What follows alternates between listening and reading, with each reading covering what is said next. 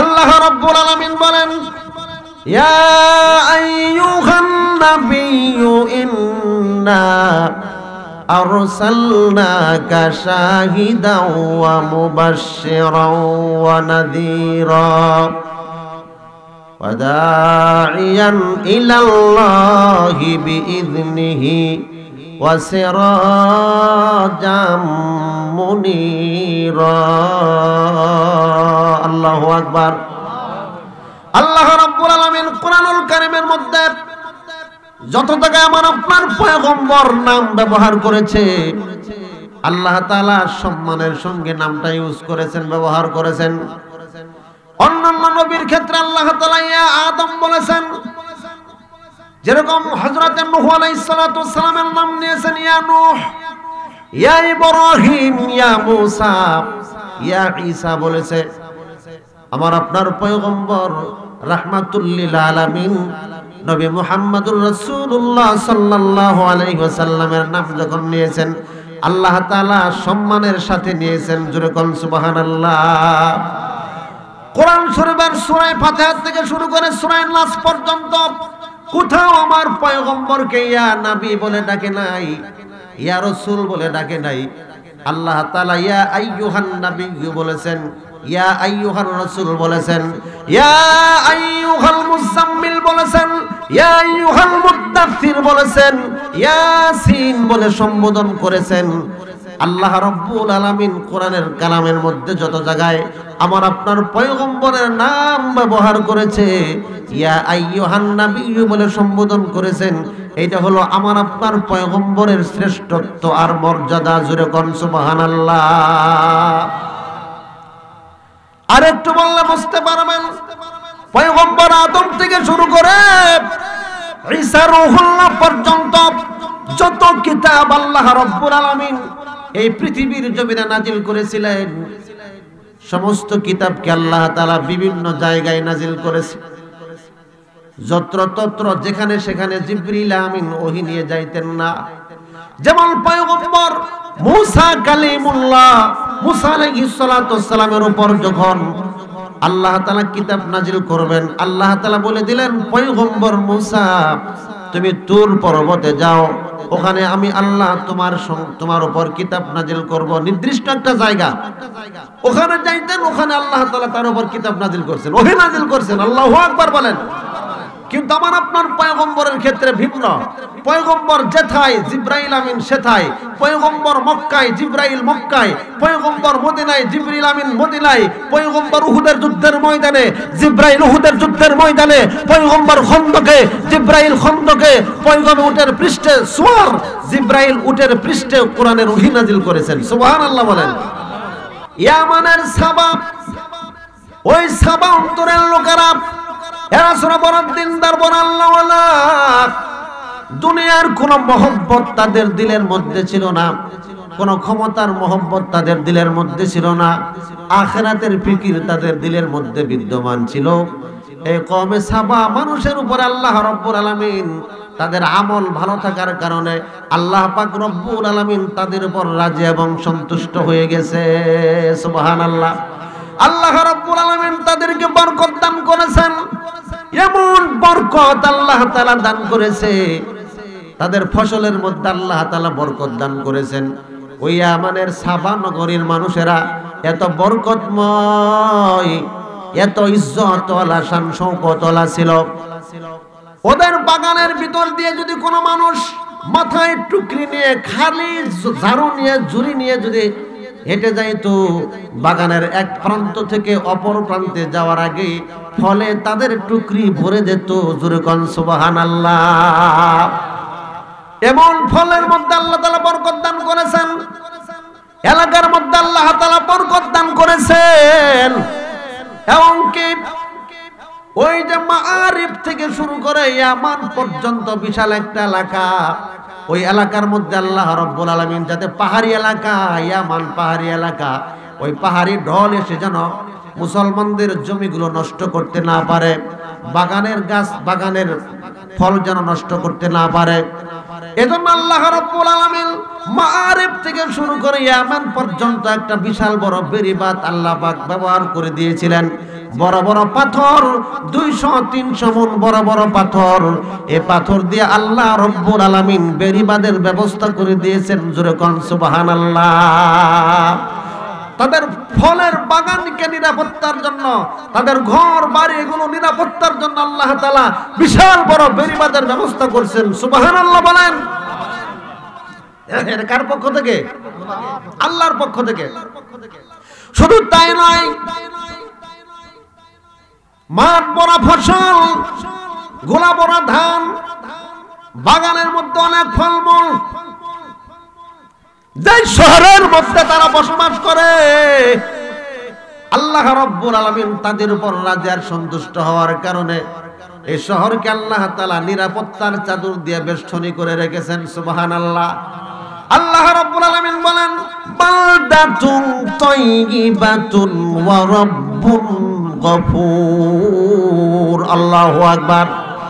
বালদাতুন তাইয়িবা, পবিত্র শহর, পবিত্র নগরী। বিশ্বের মধ্যে এমন পবিত্র শহর আল্লাহ তাআলা আর দ্বিতীয়বার আল্লাহ তাআলা সৃষ্টি করেন নাই। কেমন শহর? ও মুসলমান, তাফসীরের মধ্যে উল্লেখ করা হয়েছে বালদাতুন তাইয়িবাতুন, এমন পবিত্র শহর ওই ইয়ামানের মধ্যে কোনো পোকামাকড় প্রবেশ করতে পারতো না। সুবহানাল্লাহ। কোন সাপ বিচ্ছু প্রবেশ করতে পারবে না, কোন মশা মাছি প্রবেশ করতে পারবে না। এ মুসলমান, এটা কিন্তু মামুলি কথা না। এমন একটা পরিচ্ছন্ন নগরী, পরিচ্ছন্ন শহর, যে শহরের মধ্যে সাপ প্রবেশ করতে পারবে না, যে শহরের মধ্যে বিচ্ছু প্রবেশ করতে পারবে না, যে শহরের মধ্যে মাছি প্রবেশ করতে পারবে না, যে শহরের মধ্যে মশা প্রবেশ করতে পারবে না। এটা কি চারটি খালি কথা নাকি? জুড়ে বলেন। বিশ্বের জমিনের মধ্যে এমন একটা দৃষ্টান্ত আল্লাহ তাআলা কায়েম করেছেন, যে দৃষ্টান্ত কায়েম করেছেন পৃথিবীর ইতিহাসে আল্লাহ তাআলা। এমন কোন শহর আল্লাহ তাআলা কখনো কোথাও আল্লাহ পাক সৃষ্টি করে নাই। সুবহানাল্লাহ। হ্যাঁ, মক্কাতুল মুকাররমা, মদিনাতুল মুনাওয়ারা, যে মক্কার মদিনা, দুইটা শহর, দামি দামি শহর, মক্কা আর মদিনা। মক্কা মদিনার চাইতেও ইয়ামানের সাবা নগরীকে আল্লাহ তাআলা দামি বানিয়েছিল। কেন? এমন একটা পরিচ্ছন্ন নগরী। কারণটা হলো ওই এলাকার মানুষ ছিল বড় আল্লাহওয়ালা। দুনিয়ার কোনো মহব্বত তাদের দিলের মধ্যে ছিল না, মাখলুকের ইয়াকিন তাদের দিলের মধ্যে ছিল না। তাদের দিলের মধ্যে ছিল শুধু আল্লাহ এবং রসুলের মহব্বত, আখিরাতের মহব্বত। জুড়ে বলেন ঠিক কিনা? যে শহরের মধ্যে সাপ প্রবেশ করতে পারবে না, যে শহরের মধ্যে বিচ্ছু প্রবেশ করতে পারবে না, এমন শহর বর্তমান বিশ্বে কি আছে? কি বলেন, আছে? আপনি কি মনে করেন? যেমন একটা শহর, এই এলাকার মানুষের উপর আল্লাহ পাক এত রাজি আর খুশি হয়ে গেছে, যে শহরের মধ্যে দুনিয়ার কোনো ঝামেলা নাই, সাপ বিচ্ছু পোকামাকড় কোনো কিছুই প্রবেশ করতে পারবে না। কারণ তারা ছিল আল্লাহ তাআলার খাঁটি গোলাম। কার গোলাম? আল্লাহর খাঁটি গোলাম। এ নওজোয়ান যুবক, বড়া বড়া বাবা, পর্দার অন্তরালের মায়েরা, একটু লক্ষ্য করে শুনুন। আমি যদি আল্লাহর খাঁটি গোলাম হয়ে যাই, আল্লাহ তাআলা এখনো আমার উপর রাজি আর সন্তুষ্ট হয়ে যাবেন। জোরে বলেন ঠিক কিনা? আল্লাহর গোলামি করো, দুনিয়ার কোন তন্ত্র মন্ত্র সম্পাদ দিয়ে দাও, 1 সেকেন্ডের কোনো ভরসা নাই। মালাকুল মউত যে কোনো সময় তোমার আমার সামনে হাজির হতে পারে। জোরে বলেন ঠিক কি ঠিক না? আমার প্রাণের ভাইরা, ফিরিস্তু কি আজিব হালাত একটা কিতাব আছে। এই কিতাবটার লেখক হলো মুসান্নিফুল আল্লামা জালালউদ্দিন সৈয়দী রহমাতুল্লাহি আলাইহি। আল্লামা জালালউদ্দিন সৈয়দী রহমাতুল্লাহি আলাইহি বলেন, প্রত্যেক দিন প্রত্যেকটা বনি আদমের সঙ্গে মালাকুল মউত দৈনিক 7 বার মোলাকাত করে। কতবার? 7 বার মোলাকাত করে। 7 বার দেখে যায় যে তোমার মৃত্যুর সময়টা হয়েছে কিনা। আমার প্রাণের ভাইরা, মালাকুল মউত যদি প্রত্যেক দিন 7 বার দেখে যায়, তাহলে আমার আপনার লাইফের কোনো গ্যারান্টি আছে? জোরে বলেন। আমার লাইফের কোনো সিকিউরিটি আছে কিনা জোরে বলেন। না না না, আমার লাইফের কোনো সিকিউরিটি নাই, আমার এক সেকেন্ডের কোনো ভরসা নাই। কিসের বাহাদুরি আর কিসের তাকাব্বুর আর কিসের দাম্ভিকতা, জোরে বলেন ঠিক কি ঠিক না? আমার প্রাণপ্রিয় যুবক ভাইয়েরা, পর্দার অন্তরালের মায়েরা, দুনিয়ার জিন্দেগি ক্ষণস্থায়ী একটা জগতের নাম। এই দুনিয়াতে কেউ থাকতে পারবে না, আমিও থাকতে পারবো না, তুমিও থাকতে পারবে না। পূর্বে যারা ছিল তারা কেউ থাকতে পারে নাই, জোরে বলেন ঠিক কি ঠিক না? এক নম্বর, যদি তুমি আল্লাহর হুকুম জিন্দেগির মধ্যে নিয়ে আসো, নামাজ দিয়ে কিন্তু জান্নাতে যাওয়া যাবে না, নামাজ পড়ে জান্নাতে যাওয়া যাবে না, রোজা রেখে জান্নাতে যাওয়া যাবে না, হজ করে জান্নাতে যাওয়া যাবে না, পর্দা করে জান্নাতে যাওয়া যাবে না, আল্লাহর রাস্তায় দান সদকা করে জান্নাতে যাওয়া যাবে না, জোরে বলেন ঠিক কি না? আজীব কথা, হুজুর কি গনে গলি? না বন্ধু না, টাকা হইলে বলবে গুলশানে বিশাল বড় টাওয়ার বানানো যায় না, জোরে বলেন ঠিক কি না?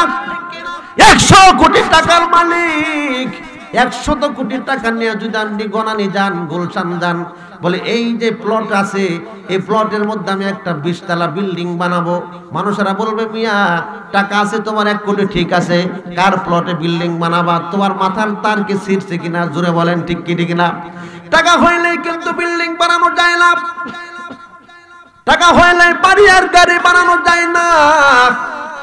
ওখানে গুলশান আর বনানীতে 20 তলা টাওয়ার বানানোর আগে, টাকা নিয়ে যাওয়ার আগে সেখানে একটা প্লট বুকিং দিতে হবে, জোরে বলেন ঠিক কিনা? যখন প্লটটা আপনার নামে বরাদ্দ হয়ে যাবে, এবার 10 কোটি টাকা নিয়ে সেখানে যান, আপনি মন মতন বিল্ডিং করেন, কেউ বাধা দিবে না, জোরে বলেন ঠিক কি ঠিক না?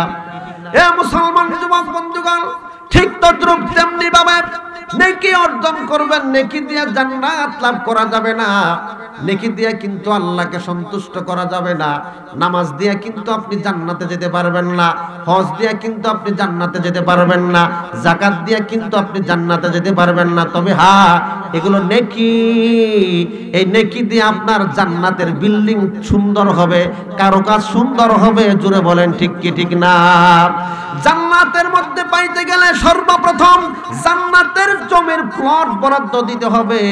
আর নামাজ দিয়া জান্নাতের জমির প্লট বরাদ্দ দেওয়া যাবে না, রোজা দিয়া জান্নাতের জমির প্লট বরাদ্দ দেওয়া যাবে না, হজ করে জান্নাতের জমির প্লট বরাদ্দ দেওয়া যাবে না, আল্লাহর রাস্তায় দান সদকা করে জান্নাতের জমির প্লট বরাদ্দ দেওয়া যাবে না। জান্নাতের জমির প্লট বরাদ্দ দিতে লাগবে পিওর ঈমান, খাঁটি ঈমান, জোরে বলেন ঠিক কিনা? এই কথা আল্লাহ তাআলা কোরআনে বলেছেন, ইন্নাল্লাযীনা আমানু ওয়া আমিলুস সলিহাতি কানাত লাহুম জান্নাতুল ফিরদাউসি নুজুলা। আল্লাহু আকবার বলেন। খালিদিনা ফিহা লা ইয়াবগুনা আনহা ওয়ালা قل لو كان البحر مدادا لكلمات ربي لنفد البحر قبل أن تنفد كلمات ربي ولو جئنا بمثله مددا। الله أكبر। আমার প্রাণের ভাইয়েরা, আল্লাহ রাব্বুল আলামিনের কথা কত সুন্দর, স্বচ্ছ, কত সুন্দর উপস্থাপন আল্লাহ তাআলার।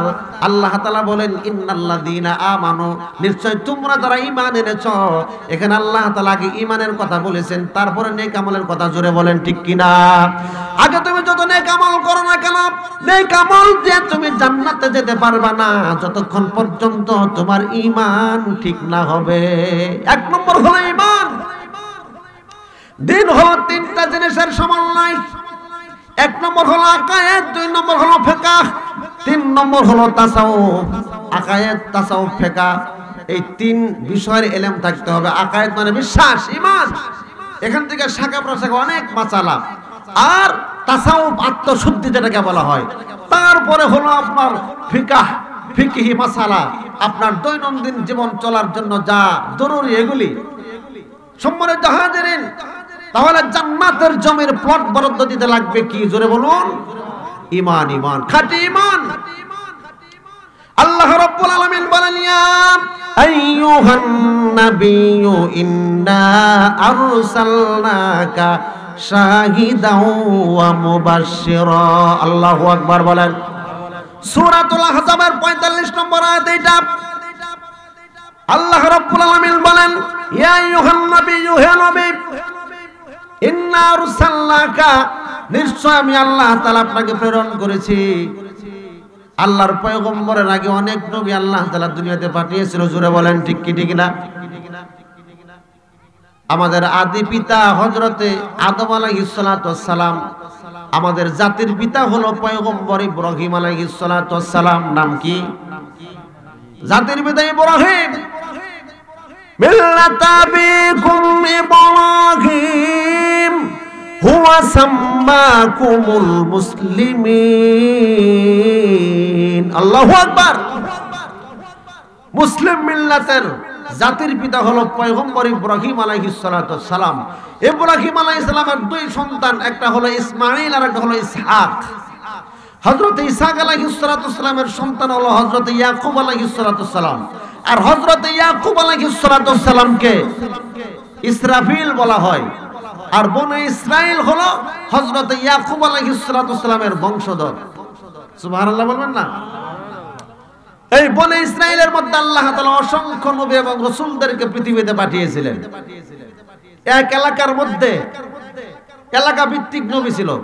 যেরকম এই হর্তুকিতলা গ্রামের জন্য এক নবী, আবার বাসতলের জন্য এক নবী, আবার গোরায়ের জন্য এক নবী। সুবহানাল্লাহ বলে। এটা হলো বনে ইসরাইলের নবীর ঘটনা। আরে এলাকা ভিত্তিক না, আপনার বংশভিত্তিক নবী। উনি চৌধুরী বংশের নবী, উনি হলো ভুইয়া বংশের নবী, উনি হলো খান বংশের নবী, উনি হলো সরকার বংশের নবী। এরকম নবী আল্লাহ তাআলা পাঠাইছে। এক বাড়িতে তিনজন নবী, দাদাও নবী, ছেলেও নবী, বাপও নবী। সুবহানাল্লাহ বলেন।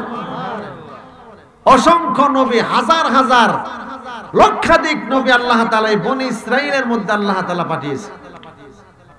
কিন্তু বনি ইসরাইলের লোকেরা নবীদের সঙ্গে গাদ্দারি করেছে, বেয়াদবি করেছে। অনেক নবীদেরকে তারা হত্যা করছে। নাউজুবিল্লাহ কোন। অনেক নবীদেরকে হত্যা করেছে, নবীদের সঙ্গে নাফরমানি করেছে। মক্কার মদিনার মধ্যে কোনো ইহুদি ছিল না। মক্কার মধ্যে কোনো ইহুদি ছিল না, মদিনার মধ্যেও কোনো ইহুদি ছিল না, নাসারা ছিল না, বৌদ্ধ ছিল না। ইহুদি আর নাসারা যারা আছে এদের আদি বাসস্থান ছিল মুলকে শাম। যখন তারা শামের মধ্যে এই বনি ইসরাইলের নবী হযরত মুসা থেকে শুরু করে পয়গম্বর ঈসা পর্যন্ত যত নবী আসছে সব হলো বনি ইসরাইলের নবী। এদেরকে এরা মানত। যখন তাদের কিতাবের মধ্যে তাওরাত, জাবুর, ইনজিল এই সমস্ত কিতাবের মধ্যে তারা দেখলো শেষ জামানায় একজন নবী আসবে, উনি শেষ নবী, উনি হলেন মহানবী, উনি সমস্ত নবীদের নেতা, সমস্ত নবীদের সর্দার, সমস্ত নবীদের হেড অফ দ্য ওয়ার্ল্ড হবে তিনি। জোরে বলুন সুবহানাল্লাহ। ইসমুহু আহমদ, ওনার নাম হলো মুহাম্মদ সাল্লাল্লাহু আলাইহি ওয়াসাল্লাম। উনি আসবেন এমন একটা জায়গায় যেখানে খেজুরের বাগান বেশি হয়। সুবহানাল্লাহ। এই ইহুদিরা এরা দেখলো যে খেজুরের বাগান কোথায় বেশি হয়, আমরা ওইখানে যাব, ওই শেষ নবীর হাতে বাইআত গ্রহণ করে আমরা তার দ্বীন গ্রহণ করে আমরা জীবন যাপন করব। তারা খুঁজতে খুঁজতে খুঁজতে খুঁজতে পেল মুলকে শাম। শাম থেকে তারা দেখলো ইয়াসরিব একটা এলাকা, মদিনার অপর নাম ছিল ইয়াসরিব। মক্কা আর মদিনা এই দুই জায়গায় খেজুরের বাগান বেশি হয়। তারা হাঁটতে হাঁটতে খুঁজতে খুঁজতে সফর করতে করতে তারা গাট্টি বুসকা নিয়া শেষ নবীর সন্ধানে সেই মুলকে শাম থেকে মক্কার মদিনার মধ্যে হাজির হয়ে গেল। সুবহানাল্লাহ। এদের উদ্দেশ্য ভালো না খারাপ? এরা মুসলমান না ইহুদি? ইহুদি আর খ্রিস্টান। এরা অপেক্ষায় আছে যে মুহাম্মদ কখন আসবে। যে ওদের আশা ছিল, ধারণা ছিল যে মুহাম্মদ সাল্লাল্লাহু আলাইহি সাল্লাম হযরত ইয়াকুব আলাইহিস সালামের বংশধরের থেকে আসবে, অর্থাৎ হযরত ইসহাক আলাইহিস সালামের বংশে তার নসলে তিনি আসবেন। এটা ছিল ওদের ধারণা। তো বলতেছিলাম মক্কা আর মদিনার মধ্যে বনি ইসরাইল, ইহুদি আর খ্রিস্টানরা, মনে আছে তো? তো আল্লাহর পয়গম্বরের অপেক্ষায় ছিল তারা যে নবী আমাদের বংশে আসবে, বনি ইসহাকের বংশে আসবে। তারা খুব অপেক্ষার প্রহর গুনতেছিল। একদিন হঠাৎ করে সংবাদ পেল বিশ্ব নবী মুহাম্মদুর রাসূলুল্লাহ সাল্লাল্লাহু আলাইহি ওয়াসাল্লাম দুনিয়াতে আগমন করেছেন। কিন্তু তিনি যে বংশে আগমন করেছে বনি ইসমাইলের বংশে, অর্থাৎ হযরত ইসমাইল আলাইহিস সালাতু সালামের বংশে, তার নসলে তিনি মক্কাতে আগমন করেছেন। বাবার নাম হলো আব্দুল্লাহ, মার নাম হলো আমেনা, কুরাইশ বংশে। জোরে বল সুবহানাল্লাহ। তখন মক্কার ইহুদি আর খ্রিস্টান নাসারা বেঈমানরা এরা সিদ্ধান্ত নিল যে মুহাম্মদ ও তো ইসহাকের নসলে আসে নাই, আমাদের বনি ইসরায়েলের বংশে আসে নাই, অতএব যে আমাদের বংশে আসে নাই আমরা তাকে নবী মানতে পারি না। উনি তো বনি ইসমাইলের বংশে আগমন করেছে। এই যে তাদের বিরোধিতা শুরু হয়ে গেল। আসলে এই নাসারা আর ইহুদিরা মক্কায় কেন এসেছিল? রসুলকে মানার জন্য, কে বলে ঠিক কিনা? কিন্তু তাদের মধ্যে একটা অহংকার, জিদ, যে আমাদের বংশে কেন আসলো না, আমাদের বংশে যেহেতু আসে নাই অতএব আমরা তাকে নবী হিসাবে মানব না। এই ইহুদিদের একটা হঠাৎ ওই যে ওখান থেকে শুরু হয়েছে ইহুদিদের বিরোধিতা। আদৌ পর্যন্ত মক্কার মদিনা ইহুদিদের চক্রান্তের শিকার। জুড়ে বলেন ঠিক কি ঠিক না? মক্কার মধ্যে মক্কার যে বর্তমান প্রধানমন্ত্রীর নাম হলো মোহাম্মদ বিন সালমান। এই মোহাম্মদ বিন সালমান ইহুদি আর খ্রিস্টানদের মিশনকে বাস্তবায়ন করার জন্য উঠে পড়ে লেগেছে। হোক মক্কার মদিনা। অনেকে বলে মক্কা মদিনার মানুষের সমালোচনা করা ঠিক না। আরে মিয়া, সে যদি ইহুদি আর খ্রিস্টানদের পক্ষে কাজ করে, আল্লাহর কোরআনের বিপক্ষে যদি চলে, আর নর্তকীর মহিলাদেরকে উলঙ্গ অবস্থায় এনে কালেমা খচিত পতাকা দিয়ে যদি সেখানে গান আর নাট্য মঞ্চের আবিষ্কার করতে পারে, ওকে আমরা মুসলমানদের আইডল মানতে পারি না। জুড়ে বলেন ঠিক কিনা? ইহুদিদের বড় দালাল মোহাম্মদ বিন সালমান, সে গত 2 সপ্তাহ আগে একটা কথা বলেছে যে দাওয়াত ও তাবলীগকে রাষ্ট্রীয়ভাবে সৌদিতে নিষিদ্ধ ঘোষণা করেছে। সকলে বলুন নাউজুবিল্লাহ। এটা কেন করেছে জানেন? ইহুদিদেরকে খুশি করার জন্য, তাদের মিশন বাস্তবায়ন করার জন্য। এমনি গত 2 দিন আগের একটা পত্রিকা, আরবি একটা পত্রিকার নিউজে দেখলাম যে পুরা মক্কা মদিনার নিয়ন্ত্রণ এখন ইহুদিদের হাতে, ইসরায়েলের হাতে।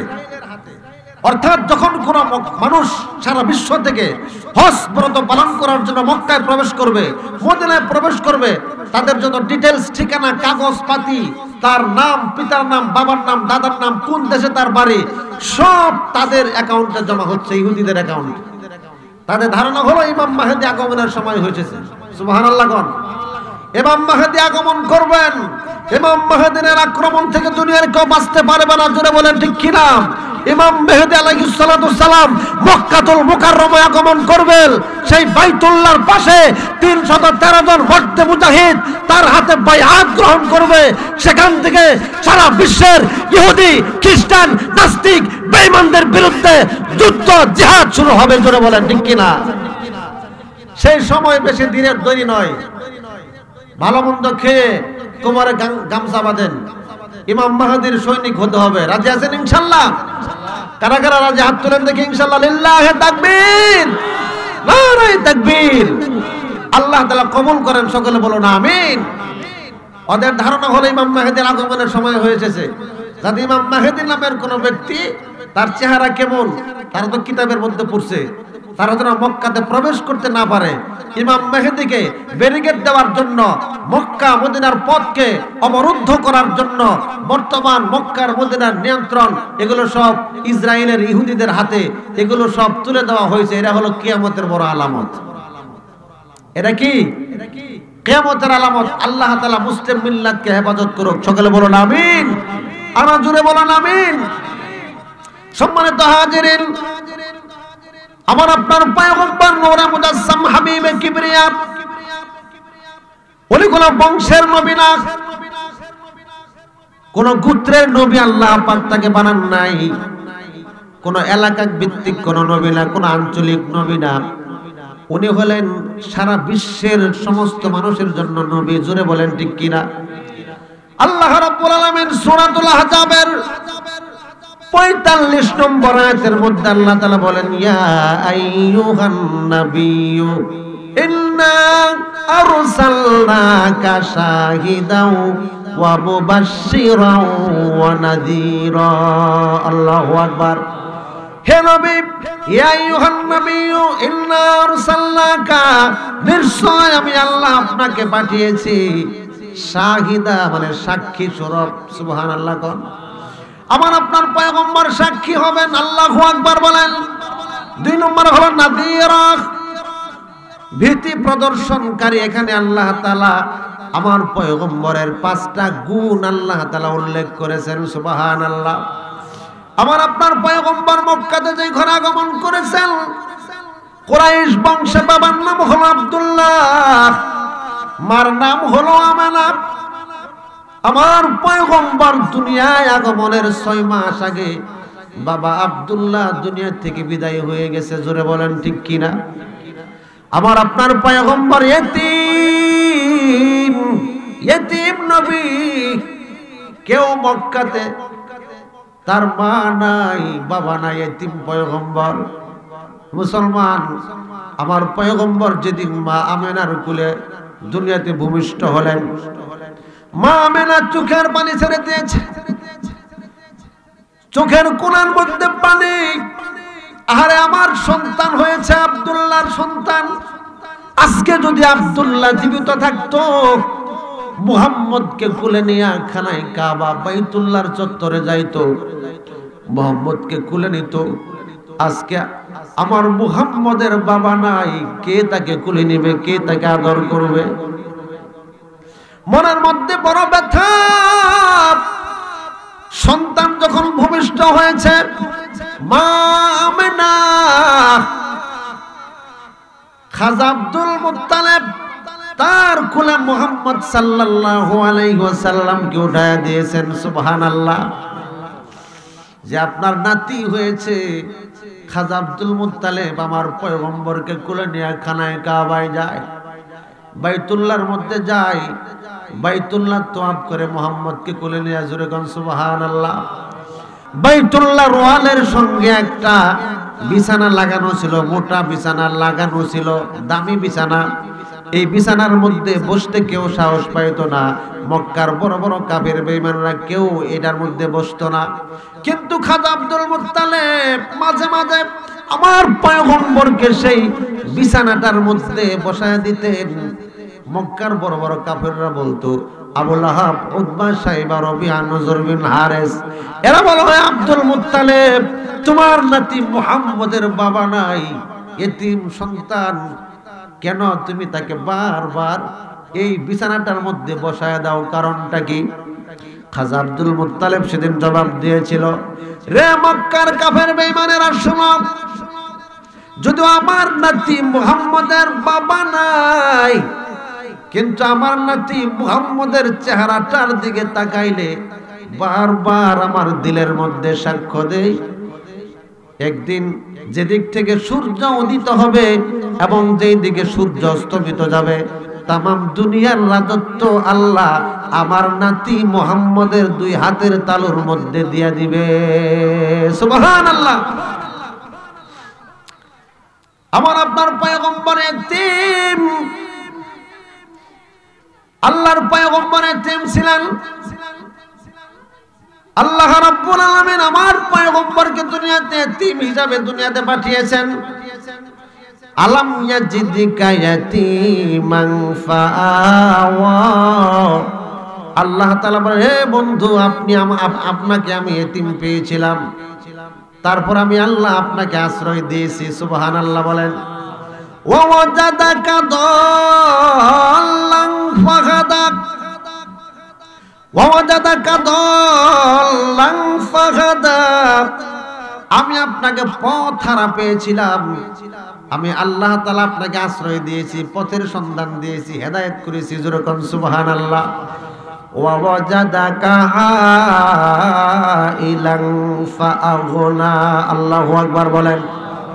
আল্লাহ তাআলা বলেন, ওগো বন্ধু, আপনাকে পেয়েছিলাম ক্ষুধার্ত, আমি আল্লাহ তাআলা আপনাকে ধনী বানিয়ে দিয়েছি। কে দিয়েছে? আল্লাহ পাক দান করেছেন। অতএব আল্লাহ তাআলা বলে দিলেন আলাম ইয়াজিদিকা ইয়াতীমান ফাআওয়া, আপনি ছিলেন ইয়তীম, আপনি ইয়তীম ছিলেন, আপনি ইয়তীম ছিলেন, কেউ আপনার সাহায্যকারী ছিল না। আমি আল্লাহ রব্বুল আলামিন আপনাকে আশ্রয় দিয়েছি, আমি আল্লাহ আপনাকে সাহায্য করেছি। জোরে কোন সুবহানাল্লাহ। আমাদের সমাজে অনেক ইতিম আছে যে ইতিমদের প্রতি খারাপ আচরণ করা হয়। জোরে বলেন ঠিক কি ঠিক না? তাদের হক বঞ্চিত করা হয়, আছে না? অনেক অনেক আছে। আল্লাহর পয়গম্বর ফরমান, যখন কোনো মানুষ ইতিমের মাথার মধ্যে হাত রাখে, তার মাথার নিচে যতরি চুল আছে চুল পরিমাণ নেকি আল্লাহ তাআলা তার আমলনামায় দিয়ে দেয়। সুবহানাল্লাহ। আমার প্রাণের ভাইয়েরা, তারপর আল্লাহ তাআলা বলেন ওয়াজাদাকা আইলান ফাআগনা, আপনি ছিলেন দরিদ্র, আমি আল্লাহ তাআলা আপনাকে ধনী বানায় দিয়েছি। আপনি ছিলেন দরিদ্র, আমি আল্লাহ তাআলা আপনাকে ধনী বানাইছি। কে বানাইছে? আল্লাহ বানাইছে কিনা? অতএব আপনি শ্রেষ্ঠ, সারা আলমের জন্য আপনাকে নবী বানাইছে। শুধু আপনি মক্কার মদিনার নবী না, পুরা শাম আর সিরিয়ার নবী না। ওয়া মা আরসালনাকা ইল্লা রাহমাতাল লিল আলামিন। আল্লাহু আকবার। সারা আলমের জন্য আপনি রহমত। আল্লাহু আকবার বলেন। আমার প্রাণের ভাইয়েরা, আমার পয়গম্বর বড় হয়েছে এতিম। যখন তার বয়স 6 বছর, মা দুনিয়া থেকে বিদায় হয়ে চলে গেলেন। এবার মাও নাই, বাবাও নাই। আবু তালেব আমার পয়গম্বরের দেখাশোনা করে। জোরে কোন সুবহানাল্লাহ। আবু তালেব আমার পয়গম্বরকে পাহারা দেয়, চাচার পাহারায় আল্লাহর পয়গম্বর মক্কাতে বড় হয়েছে। আবু তালেব কেমন ছিলেন? ঘটনা বলতে গেলে লম্বা হয়ে যায়। আবু তালেব আমার পয়গম্বরকে কিভাবে পাহারাদারি করেছেন। মক্কার কোন বেঈমান আর কাফের যদি আমার পয়গম্বরের উপর পাথর নিক্ষেপ করত, আবু তালেব পাথর কে নিক্ষেপ করেছে এইটা তিনি দেখতেন না, বরং এই পাথরটা কোন পাহাড়ের কোন পর্বতের কোন পর্বত চিহ্নিত করতেন আর বলতেন যে পাহাড় থেকে পাথর এসেছে, আমি আবু তালেব মক্কার মধ্যে সেই পাহাড়কে ধ্বংস করে দিব। সুবহানাল্লাহ। কত বড় কথা! আল্লাহু আকবার বলেন। আরে যে পাথর নিক্ষেপ করেছে, আরে পাথর কে নিক্ষেপ করেছে এটা দেখার বিষয় না, এই পাথরটা কোন পাহাড়ের কোন পর্বতের, আমি আবু তালেব ওই পাহাড় ওই পর্বতকে ধ্বংস করে দেব। জোরে করে আল্লাহু আকবার।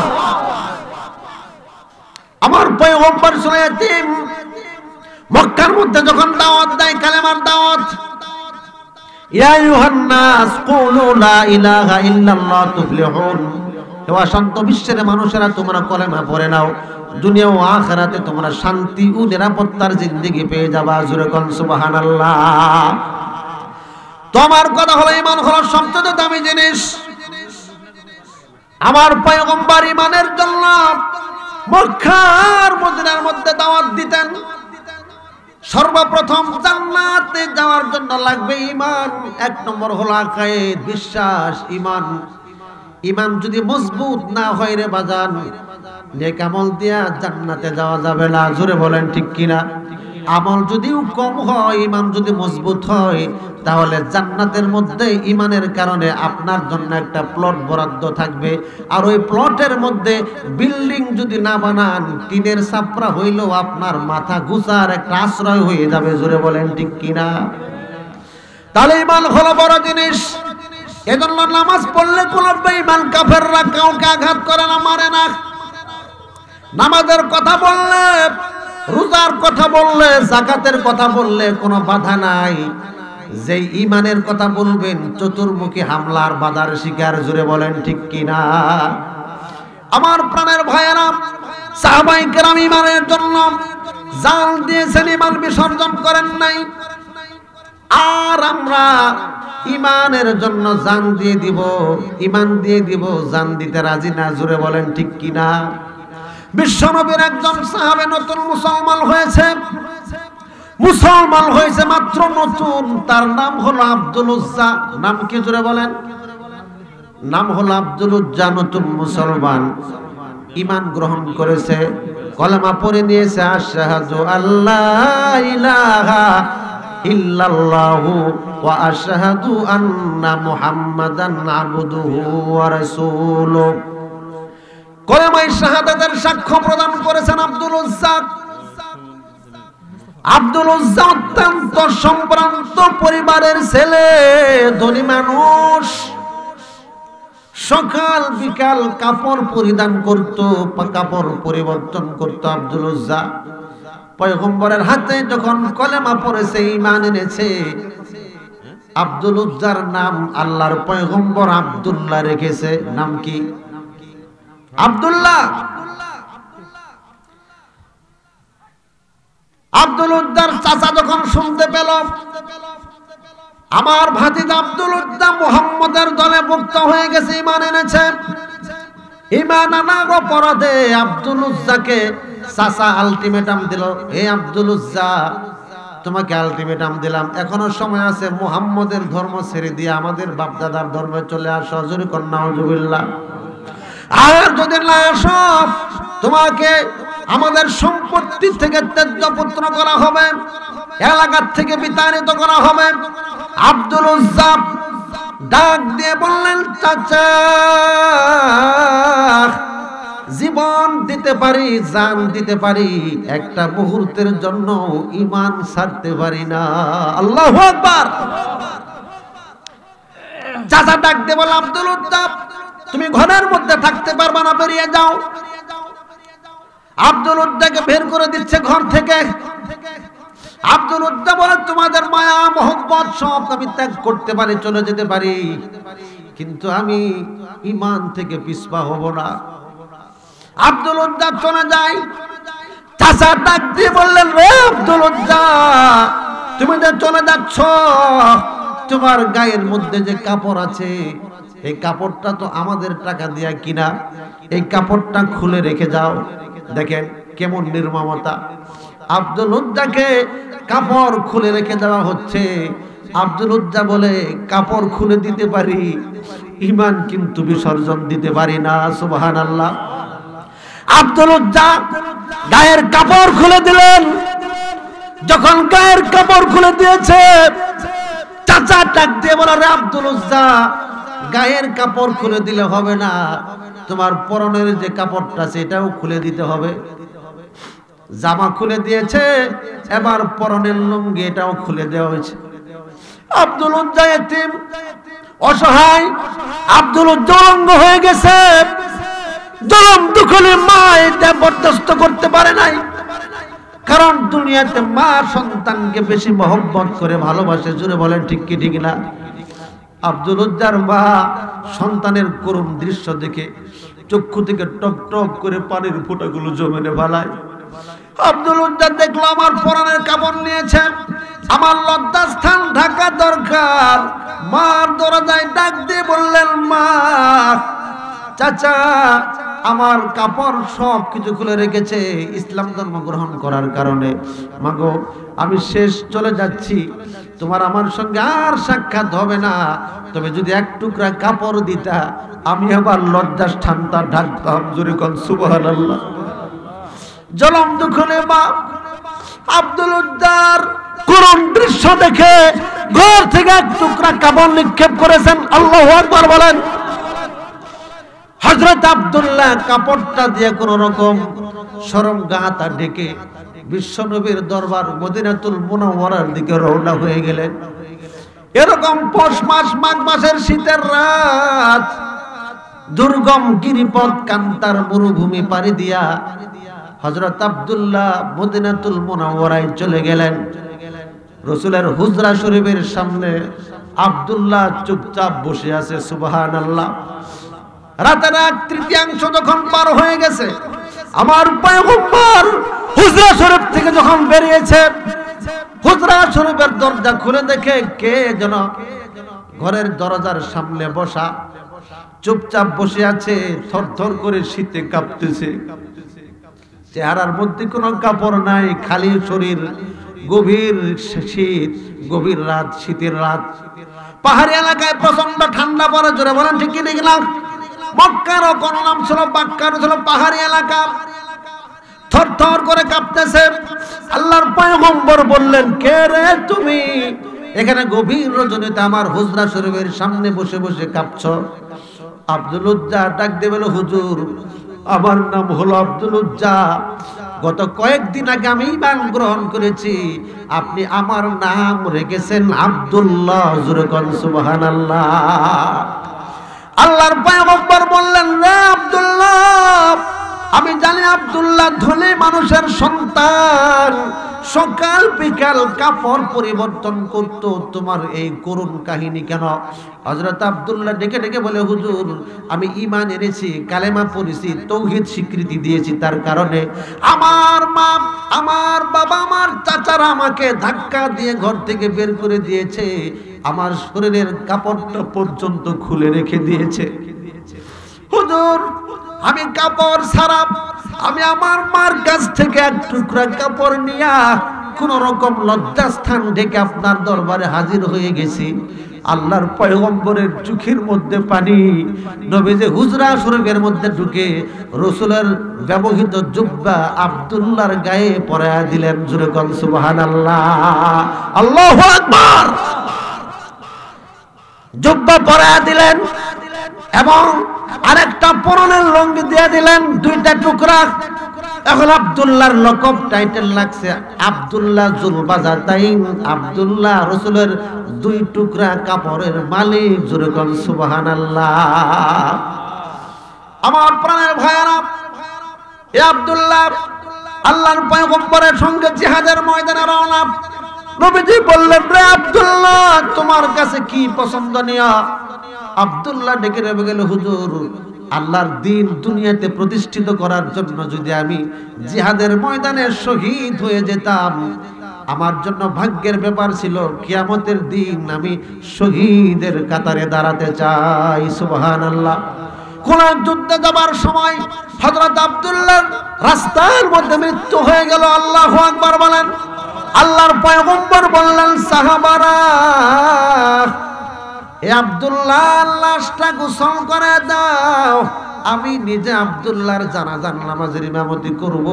আল্লাহর পয়গম্বর আব্দুল্লাহর জানাজার নামাজের ইমামতি করলেন। আল্লাহর পয়গম্বর আব্দুল্লাহর লাশটা নেয়া কবরের মধ্যে রাখলেন। লাশটা কবরের মধ্যে রাখার পর আল্লাহর পয়গম্বর চোখের পানি ছেড়ে দিয়েছে। আল্লাহু আকবার। নবীদের চক্ষু থেকে টপ টপ করে পানির ফোঁটা যখন পড়ে, নবীজি আল্লাহর দরবারে দুইটা হাত তুলে ধরেছে, ডাক দিয়ে বলে, আল্লাহ আমার আব্দুল্লাহ, আমি আব্দুল্লাহর উপর রাজি আর সন্তুষ্ট হয়ে গেছি, তুমিও আব্দুল্লাহর উপর রাজি আর সন্তুষ্ট হয়ে যাও। আল্লাহু আকবার। হযরত আবু বকর, ওমর, ওসমান, আলী কান্দে, আহারে এই লাশ যদি আব্দুল্লাহর লাশ না হইয়া যদি আমার লাশ হতো রে, আমার জীবন কত ধন্য ছিল। সুবহানাল্লাহ। রাসূল যার জন্য দোয়া করে তার কবরের আযাব চিরদিনের জন্য মাফ। জুড়ে বলেন ঠিক কিনা? আমার প্রাণের ভাইয়েরা, ঈমান হলো সবচেয়ে দামি জিনিস, দামি দৌলতের নাম। এক যারা ঈমান নিয়ে যখন কোন বান্দা মৃত্যুবরণ করবে, আল্লাহ পাক তাকে 10টা দুনিয়ার সমান একটা জান্নাতের মালিক বানায় দিবে। সুবহানাল্লাহ। তাহলে ঈমান হলো দামি জিনিস। আল্লাহ তাআলা বলেন, ইন্নাল্লাহা আশতারা মিনাল মুমিনিনা আনফুসাহুম ওয়া আমওয়ালাহুম বিআন্না লাহুমুল জান্নাহ। আল্লাহ রাব্বুল আলামিনের সঙ্গে আর মুমিন বান্দার সঙ্গে একটা গোপন চুক্তি হয়েছে, একটা সন্ধি হয়েছে, গোপন সন্ধি হয়েছে রূহের জগতে। যারা আমরা মুমিন, যারা নেককার আল্লাহওয়ালা, আমাদের সঙ্গে আল্লাহ পাক রব্বুল আলামিনের সঙ্গে একটা চুক্তি হয়েছে, একটা সন্ধি হয়েছে, একটা বেচা কিনা হয়েছে। কি হয়েছে? একটা বেচা কিনা। আল্লাহ তাআলা বলেন, ইন্নাল্লাহা আশতারা মিনাল মুমিনিন, নিশ্চয় আমি আল্লাহ তাআলা মুমিনের জান আর মালকে ক্রয় করে নিলাম, বিআন্না লাহুমুল জান্নাহ, বিনিময়ে আমি আল্লাহ তাকে জান্নাত প্রদান করব। জোরে কোন সুবহানাল্লাহ। বক্তব্য কার? ইন্নাল্লাহা আশতারা মিনাল মুমিনিনা আনফুসাহুম ওয়া আমওয়ালাহুম বিআন্না লাহুমুল জান্নাহ। আল্লাহ রাব্বুল আলামিন বলেন, মুমিনের জান আর মালকে ক্রয় করে নিলাম। আর আমরা মুমিন রূহের জগতে আমরা বলেছি আল্লাহ আমার জান আমার মাল আপনার কাছে বিক্রি করে দিলাম, বিনিময়ে জান্নাত নিয়ে গেলাম। জোরে কোন সুবহানাল্লাহ। তাহলে আল্লাহ তাআলার কোরআনের আয়াত অনুযায়ী আমাদের জান মাল আল্লাহর কাছে বিক্রি করেছি। জোরে বলেন ঠিক কিনা? আর আল্লাহ তাআলা আমাদের এই জান মাল ক্রয় করে নিয়েছেন। তো আল্লাহ তাআলা হলেন ক্রেতা আর আমরা মুমিন যারা আমরা হলাম বিক্রেতা। ক্রেতা আর বিক্রেতার মধ্যে একটা সম্পর্ক হয়, চুক্তি হয়। জোরে বলেন ঠিক কিনা? মাল হলো কি?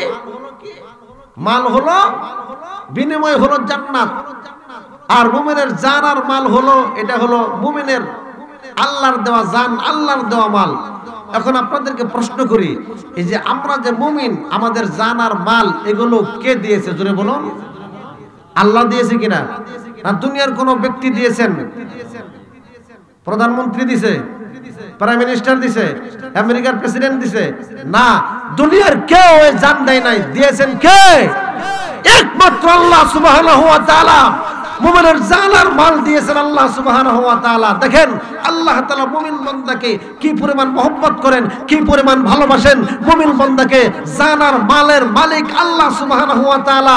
জান আর মালের মালিক আল্লাহ হইয়া এই জান আর মালের মালিককে আপনার মালিকানায় আল্লাহ পাক বানায় দিয়েছে। সুবহানাল্লাহ। আপনার মালিকানা দিয়া তারপরে আপনার কাছ থেকে মুমিনের কাছ থেকে এই জান আর মালকে আল্লাহ তাআলা ক্রয় করে নিয়েছেন। তাহলে আমরা হইলাম ক্রেতা, আমরা হইলাম বিক্রেতা, আল্লাহ হইলেন কি? ক্রেতা। আমরা কি বিক্রি করেছি? জান আর মাল বিক্রি করেছি। আর আল্লাহ তাআলা কি কিনে নিয়েছে? আমাদের জান মাল কিনে নিয়েছেন। আল্লাহ বিনিময়ে কি দিয়েছেন? জান্নাত। এবার আপনি বলুন আমার জান আর মাল কি এটা আমার না আল্লাহ? তাহলে আল্লাহর জানমাল এটা আল্লাহর। এখন কি আমার মন মতন ব্যবহার করব না আল্লাহর মন মতো? যদি আমার এই জান আর মাল এটা তো আল্লাহ তাআলা আমার কাছে আমানত রেখেছেন। কি রেখেছেন? আমার জান এটা আমানত, মাল এটা আমানত। এই আমানতের যদি কেউ খিয়ানত করে তার অবস্থাটা কি হবে? জোরে বলেন। তাহলে আমার জান আমি আমার মন মতন ব্যবহার করব না আল্লাহর মর্জি মোতাবেক ব্যবহার করব? আমার জান আমার মন মতন ব্যবহার করতে পারবো না। আমার মাল আমার মন মতন ব্যবহার করতে পারবো না। আমার জান আর মাল আল্লাহর মর্জি মোতাবেক ব্যবহার করতে হইবে। দেখবেন যারা সরকারি ডিফেন্সে চাকরি করে, যারা সৈনিক, পুলিশ, আর্মি, র্যাব, বিডিআর, দেখবেন এদের একটা আলাদা ইউনিফর্ম আছে। জোরে বলেন আছে কিনা? এরা কি মন মতন পোশাক পরিধান করতে পারে? সরকারের সরকার মহান আল্লাহ সুবহানাহু ওয়া তাআলা আল্লাহর দেওয়া জান আর মাল নিয়ে আমরা চলবো, তাহলে কি আল্লাহর নীতিমালা লাগবে না? আল্লাহ কি নীতিমালা দিতে পারে না? অবশ্যই আল্লাহ এবং রাসূলের নীতিমালা অনুযায়ী আমার জান আর মালের ইস্তেমাল যদি করতে পারি তাহলে আমি সাকসেস। আল্লাহর সঙ্গে আমার চুক্তি ঠিক থাকবে। আর যদি আল্লাহর মন মতন যদি নীতিমালা গ্রহণ না করে আমি আমার মন মতো, শয়তানের মন মতো, আমার ব্যক্তিগত আমার যেটা খাহেশ আর নফসানিয়াতের অনুযায়ী আমার জীবন আমার লাইফ যদি পরিচালনা করি তাহলে আল্লাহর সঙ্গে চুক্তি নষ্ট হয়ে গেল। আর আল্লাহর সঙ্গে যখন আমার আপনার চুক্তি নষ্ট হয়ে যাবে, অতএব আমাকে আপনাকে অবশ্যই জাহান্নামে যেতে হবে। জোরে বলেন ঠিক কি ঠিক না? যাওয়া লাগবে কি লাগবে না? এখন আমার জান মাল আল্লাহর হুকুম মতো ব্যবহার করব কিনা? কে কে করব? হাত একটু আল্লাহকে দেখায় দেয়। দুইটা হাত আল্লাহকে দেখায় দেয়। আল্লাহু আকবার বলেন, নারায়ে তাকবীর। আল্লাহ কবুল করেন। সকলে বলেন আমিন। আরো জোরে বলেন আমিন। আমার প্রাণের ভাইয়েরা, দুনিয়ার জিন্দেগি হলো ক্ষণস্থায়ী একটা জগতের নাম। এই দুনিয়াতে আমিও থাকতে পারবো না, আপনিও থাকতে পারবেন না। জোরে বলেন ঠিক কিনা? ওই যে আমি বলেছিলাম ফেরেশতা কি আজিব হাল কিতাবের মধ্যে আল্লামা জালালউদ্দিন সৈয়দী রাহমাতুল্লাহি আলাইহি লেখেন, প্রত্যেকটা বনি আদমের সঙ্গে মালাকুল মউত দৈনিক 7 বার মোলাকাত করে। মালাকুল মউত আজরাইল যদি 7 বার মোলাকাত করে, আমার আপনার লাইফের কোনো গ্যারান্টি নাই। জোরে বলেন ঠিক কিনা? কোনো সিকিউরিটি নাই। অন্ধকার কবরে যাওয়াই লাগবে। যে কবরের সাথী নাই, বাতি নাই, আপনজন বলতে কেউ নাই। আরে মুসলমান ভাইরা, পর্দার অন্তরালের মায়েরা, তুমি যাদেরকে আপন বানাইছো এরা তোমার আপন না, তোমার ভাই তোমার আপন না, তোমার বন্ধু তোমার আপন না, তোমার প্রতিবেশী তোমার আপন না, এরাই সব হলো তোমার পর। এ মুসলমান বন্ধুগণ, অন্ধকার কবরের মধ্যে যখন নামানো হবে, তোমার মা বাবা, টাকা পয়সা, বাড়ি গাড়ি তোমার সঙ্গে যাবে না, তোমার সঙ্গে যাবে ঈমান আর আমল। জুড়ে বলেন ঠিক কিনা? অন্ধকার কবরে যখন কোন বান্দাকে নামানো হয়, আল্লাহর পয়গম্বর ফরমান, ইয়াতিল মালাকাইন, দুজন ফেরেশতা কবরের মধ্যে হাজির হয়ে যায়। দুইজন ফেরেশতা আসিয়া তোমাকে তিনটা প্রশ্ন করবে। এক নম্বর হলো মার রব্বুকা, তোমার রবের পরিচয় দাও। দ্বিতীয় নম্বর আমার দীনুকা, তোমার ধর্মের পরিচয় দাও। তিন নম্বর আমার নবিয়ুকা, তোমার নেতার পরিচয় দাও। তুমি কার নীতিমালা দুনিয়াতে গ্রহণ করেছিলা? জোরে বলেন ঠিক কিনা? আমার প্রাণের ভাইয়েরা, যদি কবরের মধ্যে মুনকার নাকিরের জবাবটা ঠিক মতো দিতে পারি, কবরটা জান্নাতের বাগান হয়ে যাবে। জোরে বলেন ঠিক কিনা? জান্নাতের বাগান হবে কি হবে না? আর যদি ঠিক মতো জবাবটা না দিতে পারে, রিমান্ডের মায়ের শাস্তি শুরু হবে কবরের মধ্যেই। জুড়ে বলেন ঠিক কিনা? আল কবরু রাউযাতুম মির রিয়াজিল জান্নাহ, কবর হলো হয় জান্নাতের বাগান হবে আর না হয় জাহান্নামের গর্ত হবে। এ নওজোয়ান যুবক, হে বুড়া বুড়া বাবারা, এ পর্দার অন্তরালের মায়েরা, আমার আপনার রূপ যৌবন একদিন শেষ হয়ে যাবে। জুড়ে বলেন ঠিক কি ঠিক না? মানুষ যখন ইন্তেকাল করে কবরে যখন রাখা হয়, 20 দিন পরে কবর খনন করে দেখবা তার চেহারার কোনো চিহ্ন নাই, শরীর থেকে গোশত পর্যন্ত সব খসে গেছে, কঙ্কাল হয়ে গেছে। জোরে বলেন ঠিক কিনা? কিসের বাহাদুরি, কিসের তাকাব্বুরি, কিসের অহংকার, কিসের দাম্ভিকতা? এখনো সময় আছে।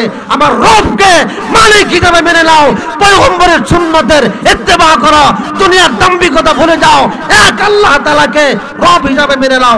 দুনিয়া ও আখিরাতে সুখ, শান্তি ও সফলতা, নিরাপত্তা দান করবেন। জোরে বলুন কে? একমাত্র আল্লাহ সুবহানাহু ওয়া তাআলা। আল্লাহ পাক আমাকে আপনাকে আমল করার তৌফিক দান করেন। সকলে বলুন আমিন।